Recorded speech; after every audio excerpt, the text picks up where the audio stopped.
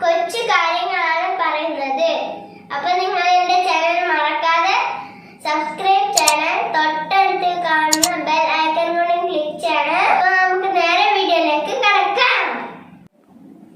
Hi കൂട്ടുകാരെ, October 2 ഗാന്ധിജിയുടെ പിറന്നാളാണല്ലോ. ഗാന്ധിജി ആരാന്നറിയുമോ? അദ്ദേഹം മതസൗഹാർദ്ദ